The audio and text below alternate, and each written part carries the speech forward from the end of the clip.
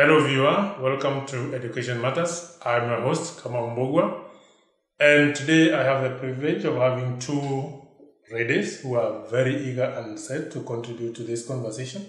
We will be talking about a forthcoming conference titled Disability and Social Justice in Kenya, where we look about the plight of the people living with disabilities on matters surrounding the general welfare with specific interest to education. On my left, I have Dr. Kimani. Dr. Kimani, welcome to the show. Thank you very much. Kindly introduce yourself to the audience. I am Dr. Cecilia Kimani, a lecturer in the University of Mount Kenya University. I lecture in the School of Education and specifically in the Department of Special Needs Education.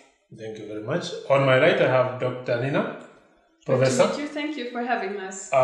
Most welcome, and kindly introduce yourself to all of you. I'm Professor Nina Berman. I am employed at Arizona State University in the United States, and I'm the director of the School of International Letters and Cultures.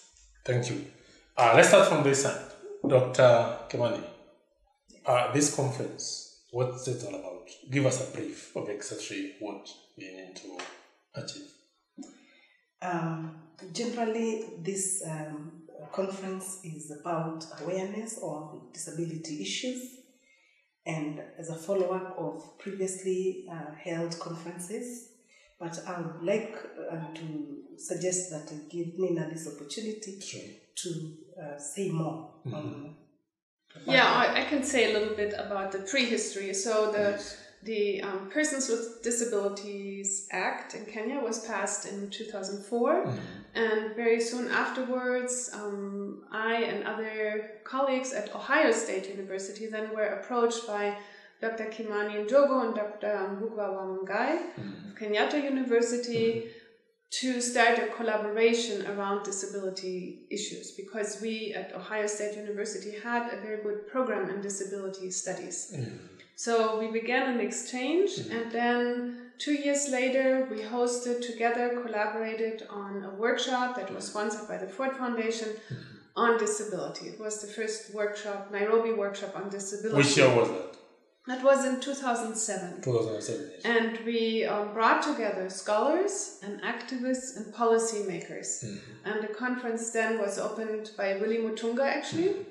And we had a very productive conversation between these different groups and also published the papers in 2009.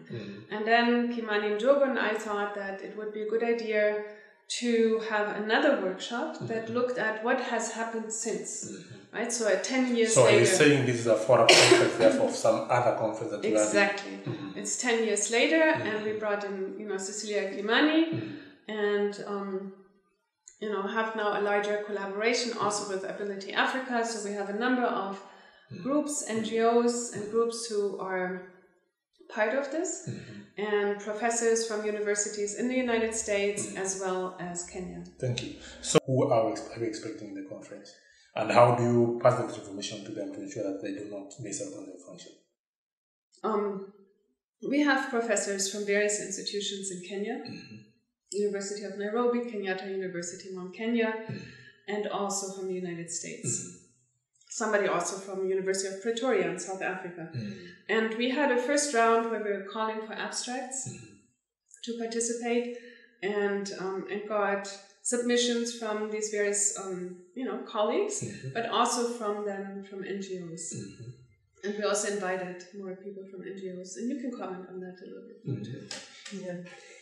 Yes, and we also have made sure that we have people with disabilities who are in attendance and who are professionals, some of them, and others are running NGOs, so that we also get to have their input, being the beneficiaries of this.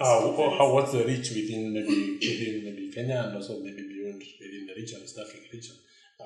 Are we anticipating to have maybe attendees coming from the farthest part of Kenya?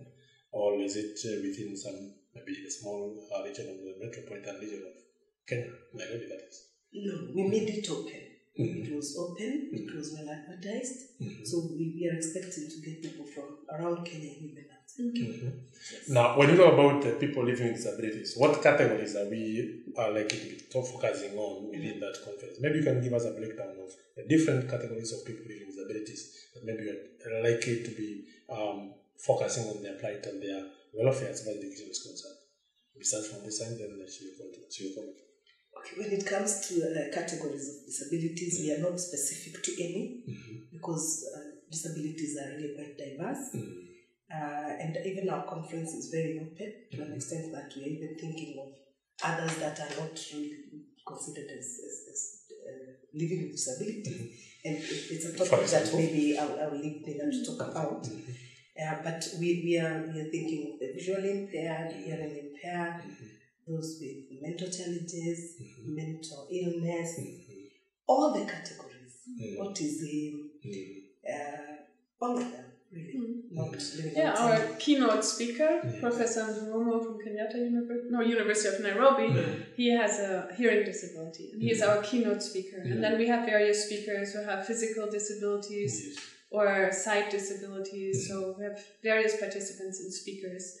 But the topics, as Cecilia said, are much broader. For example, I talk about heroin addiction as a disability. Heroin. Drug use, right? Heroin, yeah. All right. Right. So, and we also talk about mental disabilities. So we have a wide range, and then the different panels cover different, it's not categorized really by disability. We're really talking more about the overall situation. So we talk about the law, we talk about the educational support, educational structure, we talk about families and the support through families and women, actually. And we talk about technology, we talk about the media. So we have really... That's a very broad focus. I mean, you're trying to do so many things. I mean, seems to be targeting to achieve score so many goals within the conference. Yeah, we're trying to assess the situation that we have presently in Kenya and what has changed in these various areas. Right. Let's go back to the definition of the people. Who are we expecting to attend? And is it an invite only, or is it open to the public? No, it was not an invite. When it comes to this conference, we wanted people to present papers based on research. Like, for example, maybe someone has conducted a research on the media and disability, and they have collected data, and they have their findings, and they have their recommendations. So those are the kind of things we would want people to present. Those are on the delivery side, the people making the contributions. What about on the receiving end, the people who are likely to come and benefit from the conversation? No, it's we have 40 people in attendance. About 20 of them, or a little bit more, are speakers, and we have invited others to attend. It's not open to the public as such. It's not open to the public. It's activists and scholars and people who are, in the area of, NGOs, disability work, but it's not open to the public. All right. Oh, well, okay. Give us the timing. When it will be done? Starting on tomorrow is registration, then on Thursday and Friday 2 full days of presentation. Right. We'll have keynote addresses on Thursday, and then we'll go to the panels, different panels. Thank you. I'm getting a notice. We have to take a short break, and then when you come back, we'll look at more details. Don't go away.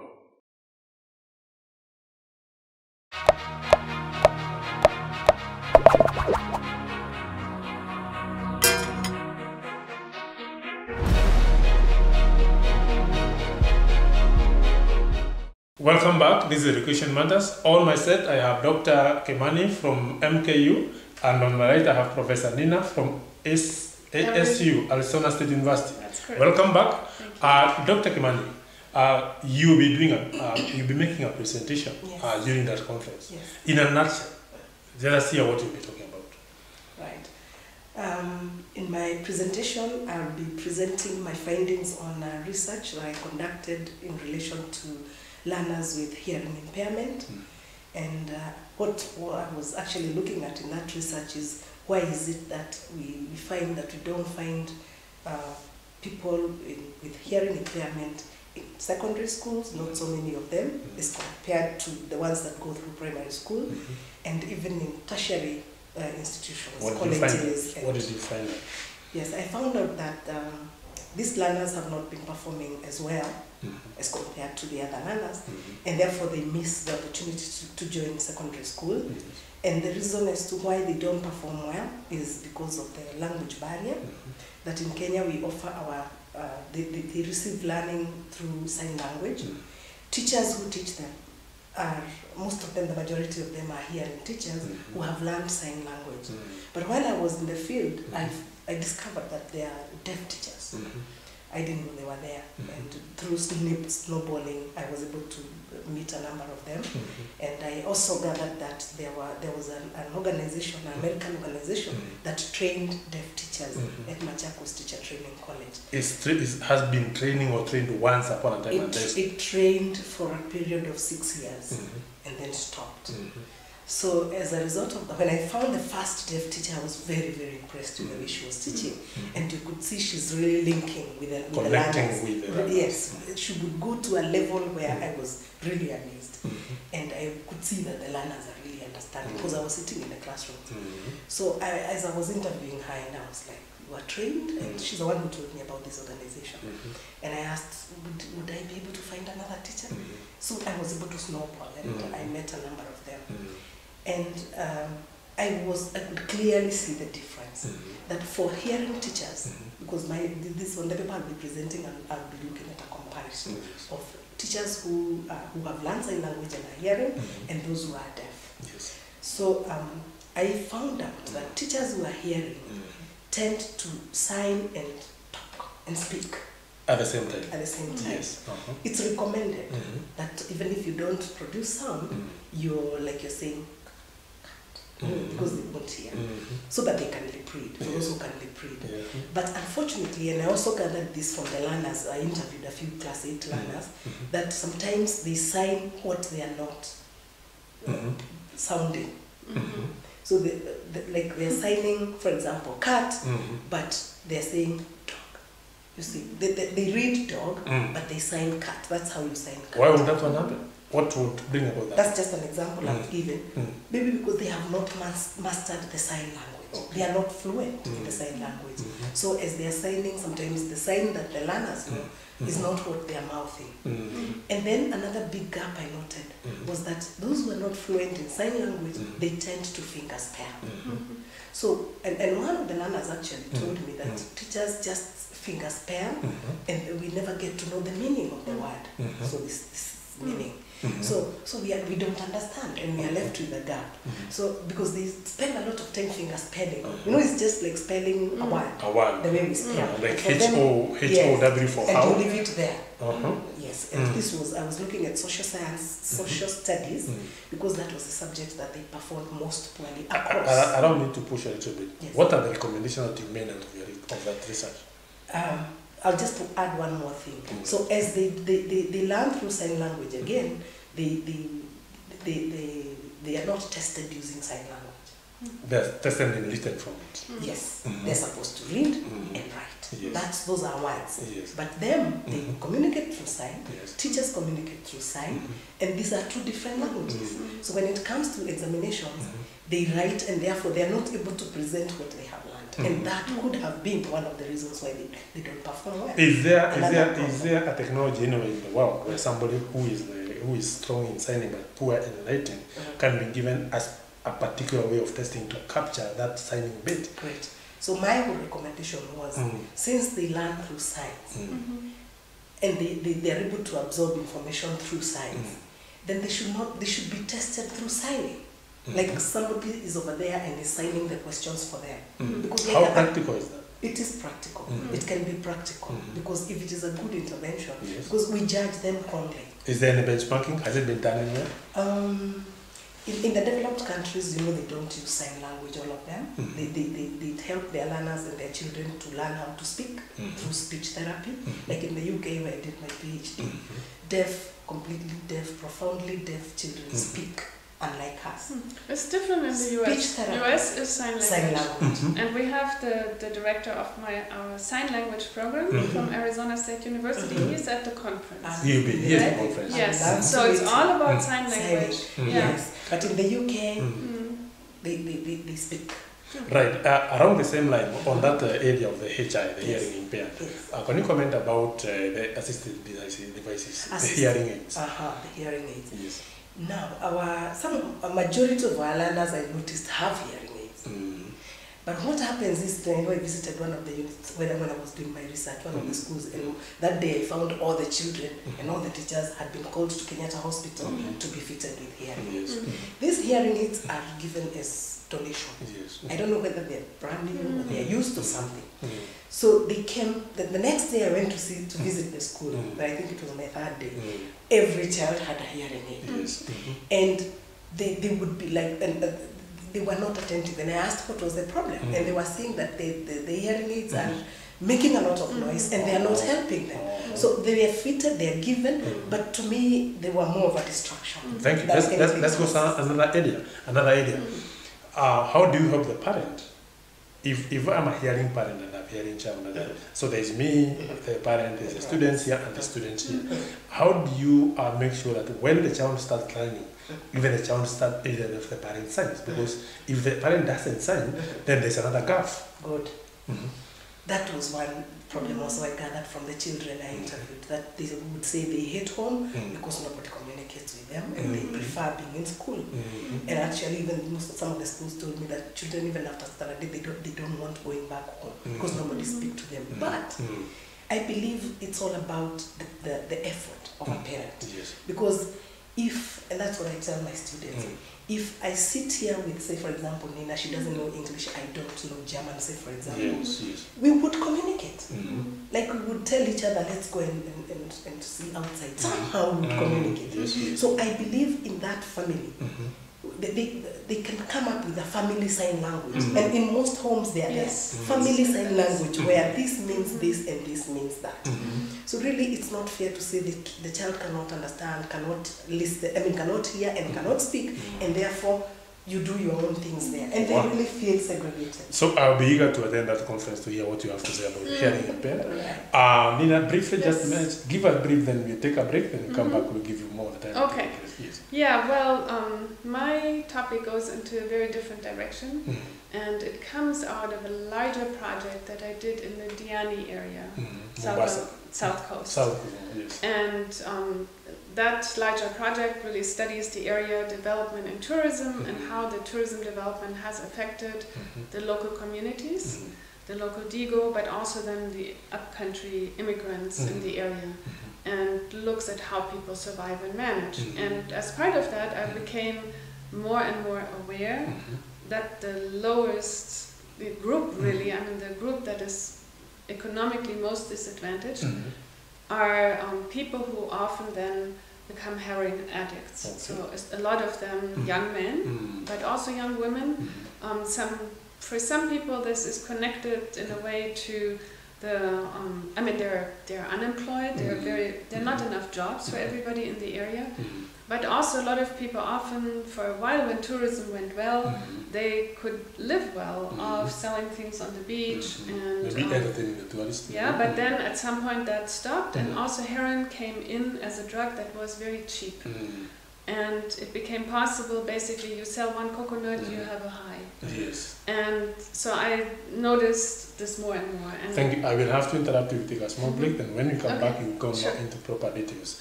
On that account, here we take a short break, we'll be coming back.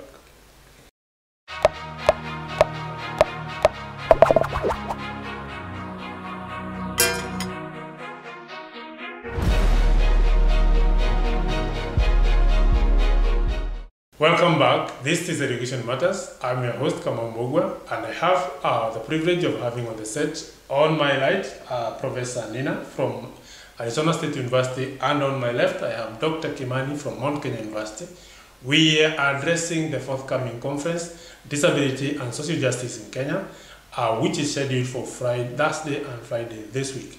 We left off on a point when you're addressing the issue of heroin addiction. I would like you to let the viewer know why are you describing heroin addiction as a disability. Yes. Because addiction, especially heroin addiction, which is very severe, really disables people in many different ways. And a heroin addict is really not able to make choices as freely as other people. Only with a community and a social network may they be able to make their own choices again. But once they are addicts, they just act on the impulse to get high again. And this is what leads, for example, a lot of them to stealing, right? They have no money, they are hungry, they will go for something. And in the Diani area, we've seen lynchings of heroin addicts, and that has been very disturbing to me, because it is like you are lynching almost people who are really, that's why I'm saying disabled. They cannot fully function, and the slogan that has been put out by, for example, the Teens Watch Center, which is a center that caters to heroin addicts, has been support, don't punish. And so I wanted to bring that into our conversation at this conference, that we discuss this very high rate of heroin addiction. So in your presentation, what valid points would you be trying to articulate? Well, there are what I just said, that I think heroin addicts need community support. They should not be excluded, which is similar to people with disabilities, what they experience. There's stigma, there's marginalization. I understand that in communities where there's a lot of poverty, they are not seen as valuable, right? Because they don't work and they steal. But they have to be helped. And that only works if the entire community supports them. And that is the larger issue of disability too. The entire community needs to support. And disability... When you were undertaking that research, did you have a support mechanism that maybe you are relying on to see if it was trying to do that rehabilitation? Or you're just doing kind of a detached survey where you're just observing what is happening? Right, it's participant observation. It's really an outcome of the years that I was studying the area and where I got to know, some of the addicts over time and how they try to manage. So because I know some of the personal stories, that was really what motivated me. Okay. Because I know them as people, as human beings. Yes. Well, we have to move a little bit forward, and let's now look at the element of people living with disability and technology. Dr. Kimani, what do you have to say about the hearing impaired and how they survive in the so-called 21st century, which we are emphasizing digital skills and digital empowerment and the social media platforms? Yeah, thank you. I think I would like to talk more on how technology or education can embrace technology to help learners with hearing impairment. And this can happen because these people, all they suffer from is communication. That there is that communication barrier. But if now that we're using computers and we are going to go digital into the schools, we can have programs where, rather than the teacher explain to the learner and struggle with sign language, there are programs that they can just watch. Like, for example, what you do here. They'll watch and they'll be able to see. And I saw an example in the UK where a science teacher was teaching the concept of photosynthesis. And this child that I was following in the classrooms, when we went to the class, because they do inclusive education, the teacher told us, can you go to the unit and go to this folder and to this folder? And so we sat there with the teacher assistant, and the boy was watching actual photosynthesis. I mean, water going through and to the leaves and all that. And you could see he was really getting so impressed, and he would understand all that. And as opposed to explaining that, and it's a very difficult concept, and explaining it to the child using signs. So if we would go that way, whatever concept it is, and especially some of these very things that are very difficult to explain using signs, I think it would help. That brings us back to the issue of assistive devices and assistive technology and content itself. From your research and personal experience, maybe, are those tools available, especially in the local setting? No, that is what we are lacking in this country. But for me, I feel it can be done. It's something that can be done. Such programs can even be borrowed.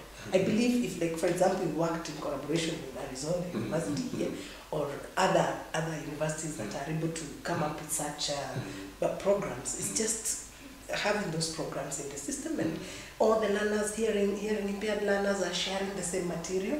And now that every school has electricity, we want to go digital.